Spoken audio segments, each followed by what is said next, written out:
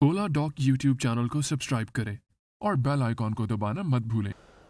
अस्सलाम वालेकुम वरहमतुल्लाहि वबरकातुहू। मेरा नाम डॉक्टर मंसूर है। मैं एक कंसल्टेंट गैस्ट्रोएंटरोलॉजिस्ट हूँ और मैक्स हेल्थ हॉस्पिटल में प्रैक्टिस करता हूँ। आसान अल्फाज में कंसल्टेंट गैस्ट्रोएंटरोलॉजिस्ट एक माहिर अमराज मैदा और जिगर है। मेरी पाकिस्तान में क्वालिफ़िकेशन के बाद फ़र्दर ट्रेनिंग इंग्लैंड में हुई है। मैंने लिवर ट्रांसप्लांट में भी फेलोशिप की है। मेरी एक्सपर्टीज़ में जिगर की बीमारियां लाइक हेपेटाइटिस और यरकान और बड़े पेशाब के मसले और एसिडिटी और गैस के मसले हैं। इन सब ट्रेनिंग जो मैंने यूके में की है उसके बाद मैं पाकिस्तान आके अपनी प्रैक्टिस मैक्स हेल्थ हॉस्पिटल में कर रहा हूँ। आज जिस टॉपिक पे आपसे बात होगी वो है गैस और एसिडिटी। पाकिस्तान में बहुत सारे पेशेंट हमारे पास आते हैं जिनको गैस और ब्लोटिंग का मसला होता है, तेज़ाबियत होती है। ये गैस उनके सीने में ऊपर ट्रैवल करती है, कंधे में दर्द हो सकता है।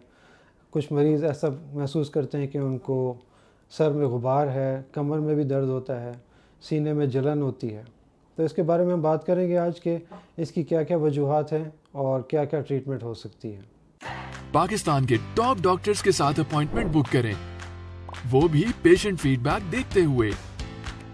लाखों लोगों की तरह पाकिस्तान के सबसे बड़े डॉक्टर नेटवर्क का फायदा उठाएं और आज ही ओला डॉक ऐप डाउनलोड करें। ओला डॉक, डॉक्टर का अपॉइंटमेंट आसानी से। सबसे पहले जो मोस्ट कॉमन रीज़न्स हैं वो डाइट और लाइफस्टाइल से रिलेटेड हैं। हमारी एसिडिटी और गैस के मसले सिर्फ डाइट और लाइफस्टाइल से बेहतर हो सकते हैं। डाइट में कुछ लोग बहुत ज़्यादा मिर्चों का और स्पाइसेस और ऑयली चीज़ों का इस्तेमाल करते हैं। इसके अलावा कुछ ख़ास डाइट मैं आपसे ज़िक्र करूँगा जो बहुत ज़्यादा गैस करने वाली है और एसिडिटी को भी बढ़ाती हैं। इसके अलावा कुछ इन्फेक्शंस हैं और कुछ मेडिकेशन है जो गैस और एसिडिटी को बढ़ाती हैं। सबसे पहले डाइट के बारे में बात करते हैं। तो कुछ डाइट हमारी जो है पाकिस्तानी डाइट बहुत ज़्यादा ऑयली फैटी डाइट है जिससे जो है ना पेट के मसले बढ़ जाते हैं, एसिडिटी होती है। इसके अलावा अगर हम एक्सरसाइज ना करें, एक्टिव लाइफस्टाइल ना अपनाएं तो इसमें एसिडिटी और गैस बढ़ती जाती है। इसके लिए कुछ टेस्ट हम कर सकते हैं और कुछ दवाएं सजेस्ट कर सकते हैं जो कि इसको बेहतर कर देंगी। लेकिन सबसे इम्पोर्टेंट चीज़ है कि एक्टिव लाइफस्टाइल अपनाना चाहिए और ऐसी डाइट इस्तेमाल करनी चाहिए जिससे हमारी एसिडिटी और गैस कम हो। उसमें क्या चीज़ें शामिल हैं? सबसे पहले तो चाय कम से कम पिएं। सिगरेट नोशी गैस बहुत ज़्यादा करती है और एसिडिटी करती है, उसका कम से कम इस्तेमाल करें। कुछ हमारे जो फैटी फूड्स और फिज़ी ड्रिंक्स हैं वो बहुत ज़्यादा इस्तेमाल करने लग गए हैं। फ़ास्ट फूड और जंक फूड में बहुत ज़्यादा स्पाइसेस और ऑयल है, कार्बोहाइड्रेट्स बहुत ज़्यादा हैं। सबसे इम्पोर्टेंट बात जो हमें पता होनी चाहिए कि जो गैस है वो और ब्लोटिंग वो क्यों होती है। जब हम कार्बोहाइड्रेट्स या लहमियात लेते हैं अपनी ग़िज़ा में तो वो पेट के अंदर जाके कुछ हेल्दी ऑर्गेनिज़म्स उसको फर्मेंट करते हैं जिसकी वजह से गैस प्रोड्यूस होती है। सबसे ज़्यादा कार्बोहाइड्रेट्स हमारी बेकरी आइटम्स में हैं, ऑयली फूड में हैं। इसके अलावा कुछ फ्रूट्स हैं और कुछ ऐसे पल्सेस हैं यानी दालें, माश की दाल, चने की दाल, चने, मटर, गोभी, बंद गोभी, मूली, इनसे बहुत ज़्यादा गैस होती है। तो सबसे पहले तो डाइट को कंट्रोल करना चाहिए, सिगरेट कम से कम पीनी चाहिए और बंद कर सकते हैं तो बहुत ही अच्छा है ताकि आपके दिल की बीमारियों से भी महफूज रहें, फैटी लिवर से भी बचे रहें क्योंकि शुगर, ब्लड प्रेशर ये भी फैटी डाइट से होते हैं। इसके अलावा आपको ये देखना चाहिए कि आपकी पेट में कोई इन्फेक्शन तो नहीं है। फॉर एग्ज़ाम्पल सबसे कॉमन इन्फेक्शन हेलिकोबैक्टर पाइलोरी की इन्फेक्शन है। ये एक जरासीम है जो मैदे की लाइनिंग में मौजूद होता है। इसका बहुत सिंपल टेस्ट हो सकता है, बड़े पेशाब का टेस्ट है या फिर ब्लड का टेस्ट हो सकता है, वो गैस्ट्रोएंटरोलॉजिस्ट आपका कर सकते हैं। अगर ये इन्फेक्शन है तो आपको एंटीबायोटिक का कोर्स इससे क्लियर हो जाएगा।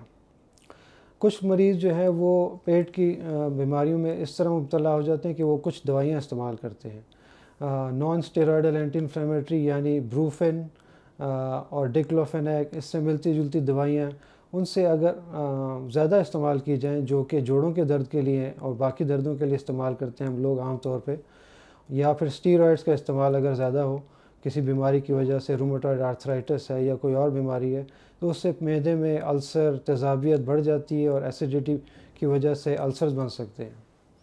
तो ये कुछ बातें जो हमें ख़ास तौर पे ख्याल रखना चाहिए कि अपनी डाइट को बहुत कंट्रोल रखें, और जिनको एसिडिटी का मसला हो रहा है, गैस का मसला हो रहा है, वो अपनी डाइट को चेंज करें, रेगुलर मील्स लें। ख़ास तौर पे मील्स की टाइमिंग का ख्याल रखना चाहिए। अगर एक वक्त में बहुत ज़्यादा पेट भर के खाना खाएंगे तब भी गैस होगी, और अगर लेट खाना खाएंगे तो फिर गैस ज़्यादा हो जाएगी, मैदे में तेज़ाबियत होगी, इंडाइजेशन होगी और मतली भी हो सकती है। इसके अलावा हमें प्रोफेटिक सुन्ना को भी अपनी ज़िंदगी में अप्लाई करना चाहिए। वो ये कि एक वक्त में पेट भर के खाना ना खाएं, पानी का इस्तेमाल बहुत ज़्यादा करना चाहिए। जो लोग पानी कम पीते हैं उनको भी गैस और एसिडिटी के मसले ज़्यादा होते हैं। अब मैं आपको बताऊंगा कि इस गैस और एसिडिटी का क्या इलाज हो सकता है। सबसे पहले तो हमें तशख़ीस करनी है ब्लड टेस्ट से कि अल्सर की अलामात तो नहीं आ रही हैं। स्टूल टेस्ट करके मालूम करना है हेलिकोबैक्टर पाइलोरी की इन्फेक्शन तो नहीं हो गई है।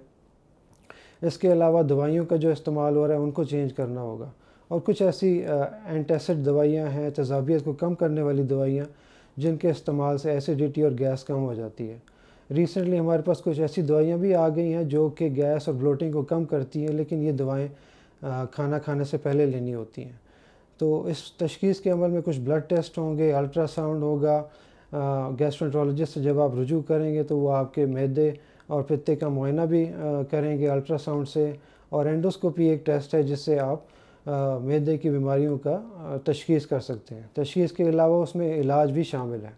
थोड़ा सा मैं आपको एंडोस्कोपी के बारे में बताना चाहता हूँ।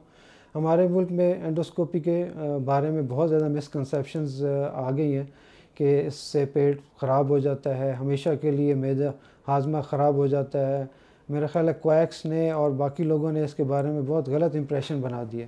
एज अ गैस्ट्रोएंटरोलॉजिस्ट मैं 15 साल से ये प्रोसीजर कर रहा हूँ।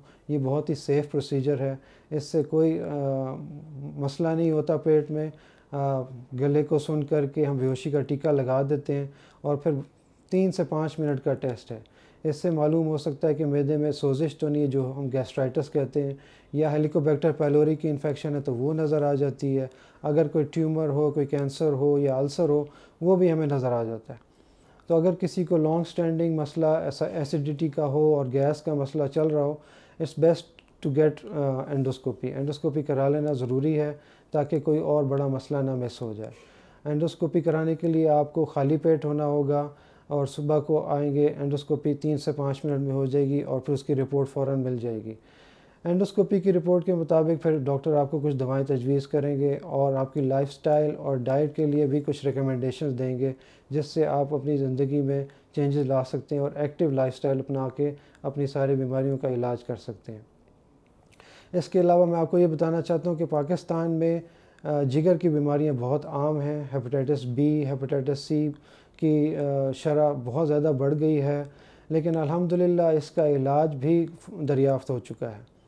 पाकिस्तान में हेपेटाइटिस सी के मरीज़ों की तादाद बढ़ने के साथ साथ उसके इलाज का भी शरह बढ़ती गई है। मैं एक लिवर स्पेशलिस्ट हूँ जो जिगर की बीमारियों का भी इलाज करता हूँ।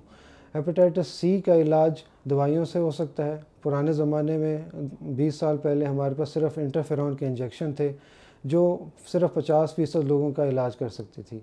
अब हमारे पास ऐसी दवाइयाँ मौजूद हैं जो कि सिर्फ 3 महीने की गोलियाँ हैं, रोज़ाना 1 या 2 गोलियाँ खानी है, और हेपेटाइटिस सी का इलाज मुकम्मल तौर पर ख़त्म हो जाता है हेपेटाइटिस सी। लेकिन ज़रूरी ये है कि हम मालूम करें कि हमें हेपेटाइटिस सी है या नहीं। उसके लिए है स्क्रीनिंग। सबसे इम्पॉर्टेंट है कि LFTs या लिवर फंक्शन टेस्ट, जिसे हम कहते हैं जिगर के टेस्ट, कराए जाएं।